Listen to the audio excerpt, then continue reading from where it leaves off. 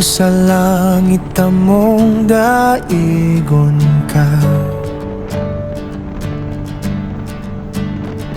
Ang God's Mission TV imong gamiton pa. Sa kabukiran manug sa kapatagan, ang imong misyon nagapadayon.